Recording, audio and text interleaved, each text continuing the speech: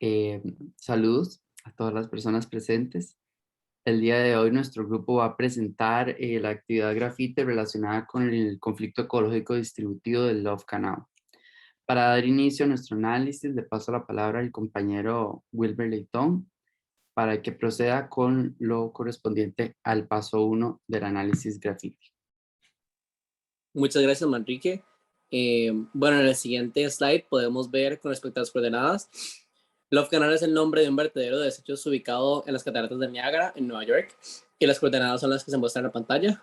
En la siguiente filmina, con respecto a las actividades generadoras, en la siguiente filmina, con respecto a las actividades generadoras de riesgos ambientales y focos de injusticia territorial evitable de tipo presente, Love Canals fue un sitio de la eliminación de químicos y desechos municipales para diversas compañías químicas y para la propia ciudad de las cataratas de Niágara. En la actualidad, la limpieza respectiva se confeccionó y para el año 2004 ya la tierra era habitable. Le cedo la palabra al siguiente compañero.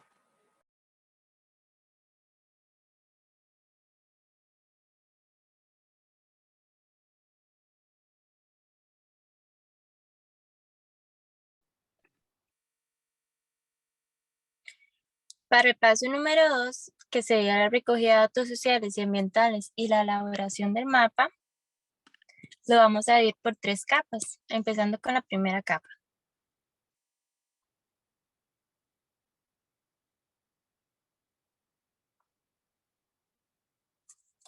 En la primera capa vamos a tener que para el año 1920 el canal, el vertedero de Ramón, ¿verdad? ¿Cómo se llama? Fue comprado por una compañía de químicos llamado Chemical Company, Hooker. Ellos aprovecharon la zanja que estaba creada para depositar la eliminación de químicos y todos los desechos municipales de diversas compañías químicas. Asimismo, todos los desechos de la propia ciudad de las cataratas del Niágara. Y esto ocasionó una contaminación intensa de mucha cantidad de químicos y desechos en el lago y en las tierras que estaban cerca de las cataratas del Niágara. Vamos a continuar con lo que sería la segunda capa. En la segunda capa tenemos que en datos este canal del amor acumuló un total exagerado de 22.000 toneladas de desechos tóxicos. Para el año 1953 se construyeron casas sobre estos terrenos y se comenzó a habitar.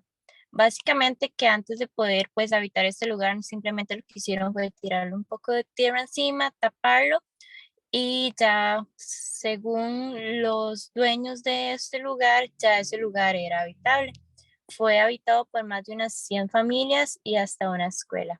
Poco tiempo después de que empezó a llover mucho, se fue lavando y lavando la tierra, los vecinos comenzaron a notar la presencia de líquidos de un color oscuro, olores putrefactos que salían de las alcantarillas y se empezaron a dar muchos problemas de salud en las personas, como problemas respiratorios, y era algo que ya no estaba dentro de lo normal. Asimismo, se dio un porcentaje muy alto de cáncer. Un porcentaje muy alto de esta población tenía efectos a la hora del nacimiento, deformidades y cuestiones así, y se hicieron estudios y la gente estaba contaminada por dioxinas. Asimismo, esto llevó a que la Agencia de Protección Ambiental hiciera un estudio y se determinó que habían 200 sustancias químicas en el agua, que era lo que estaba afectando a todos los habitantes. Asimismo, se llevó una demanda contra la compañía Hooker Chemical Company, en la cual a la empresa le tocó pagar más de 200 millones de dólares para poder descontaminar la zona y pocos años después que volviera a ser habitable. Dentro de la tercera capa tenemos lo siguiente. Podemos continuar.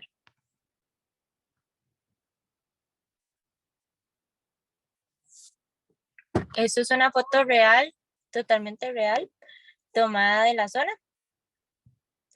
Para la tercera capa tenemos que la ubicación fue en Estados Unidos, propiamente en las cataratas del Niágara.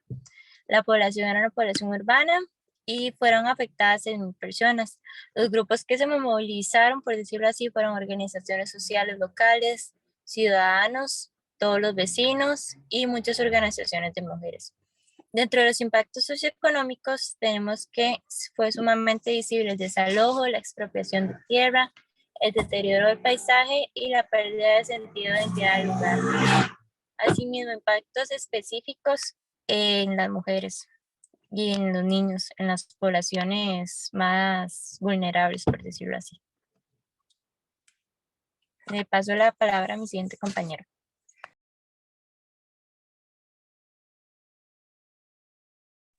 Muchas gracias, Crisia. Para el paso 3, aplicando la metodología de Two-Side, Mafe y yo realizamos una interpretación del mapa y una evaluación de la injusticia territorial presente en el caso de Love Canal.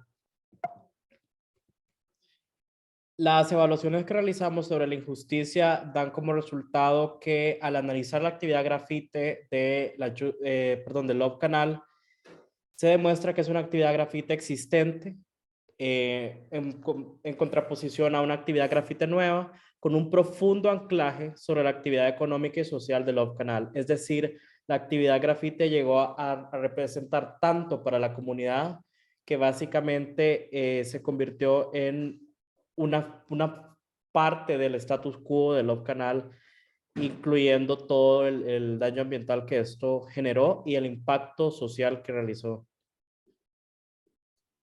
De conformidad con los factores que le han acompañado, la injusticia territorial se puede identificar como una injusticia relativa, en contraposición a una absoluta donde la reparación no es ejecutable.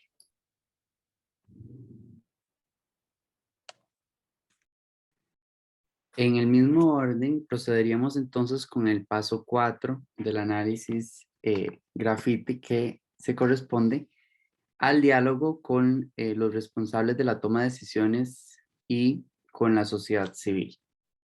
Como se puede ver en la siguiente diapositiva, en este conflicto participaron fundamentalmente los siguientes actores sociales: el Love Canal Homeowners Association, la comunidad organizada local, el Hooker Chemical Company, que es la compañía que realizó el daño ecosistémico y a la salud de las personas que habitaban en esta comunidad, el gobierno local del estado de Nueva York y el gobierno federal. En primera instancia, es importante precisar que desde el año 1940, Hooker Company había decidido depositar sus bioproductos, entre ellos solventes y perfumes, en zonas aledañas a la comunidad de Love Canal, lo que produjo daños considerables tanto a la salud de las personas que habitan como al ecosistema propiamente que rodeaba la comunidad. En el año 1976, un periódico local, Niagara Falls Gazette, publicó y puso en evidencia la contaminación que estaba haciendo Hooker Company a los ecosistemas que circundaban la comunidad de Love Canals, lo que condujo a que en ese mismo año el Love Canal Homeowners Association decidiera presentar una denuncia federal por la contaminación que se había producido. En respuesta a esta denuncia, en el año 1978, bajo la administración de Jimmy Carter, se produjo, o se presentó, mejor dicho, un proyecto de ley ante el Congreso para destinar una serie de recursos a la limpieza de esta comunidad, a la reubicación de las personas que ahí se ubicaban y a la investigación sobre cuál había sido la causa del daño ecosistémico ahí producido. Para este fin, se aprobó un Superfund Act con millones de dólares que fue ejecutado a partir de ese mismo año.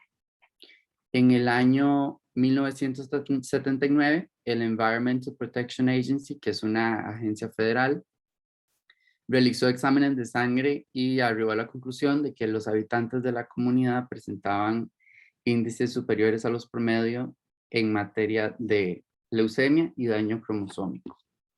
En virtud de ese dato, en el año 1980, el estado de Nueva York instaló el Love Canal Area Restoration Agency, cuyo fin era utilizar los recursos del Superfund para recuperar los ecosistemas locales. Cosa que se empezó a hacer a partir de dicha fecha, 1980, y que concluyó en el año 2004, cuando se dio la declaración federal de que había un estado de limpieza total lo que permitía a las personas que habían habitado en esa zona volver. En última instancia, es importante precisar que en el año 1995, el Environment Protection Agency, en representación de las personas de la comunidad de Love Canals, presentó una querella por daños y perjuicios, donde se encontró a Hooker Company culpable por una suma total de 129 millones de dólares, de los cuales solo 3.5 millones de dólares fueron utilizados para la restauración del ecosistema local. Le paso la palabra a mi compañero Miguel para que haga las precisiones correspondientes al siguiente paso del análisis gráfico. Como último punto, hicimos una comparación entre la comunidad de Love Canal y otras zonas similares. En este caso, tomamos en cuenta tanto la ciudad de Niagara Falls como el estado de Nueva York. Entonces, a partir de esto se desprende que diversos estudios realizados desde finales de la década de los 70 han demostrado que los residentes de Love Canal eran más propensos a sufrir enfermedades graves en comparación con residentes de estas otras localidades. Esto como resultado de la exposición a los peligrosos químicos que habían sido vertidos en el lugar. Además, es evidente que el impacto negativo en el suelo implicó una contaminación de los mantos acuíferos y por lo tanto su posterior consumo. El conflicto supuso además el desplazamiento de familias que vivían en este vecindario, con todas las implicaciones sociales y económicas que esto conlleva, vulnerabilizando aún más a la población, lo que también se evidencia en una pérdida de sentido de identidad del lugar. Y desde luego, los altos niveles de contaminación dieron como resultado la degradación del paisaje y la pérdida de biodiversidad.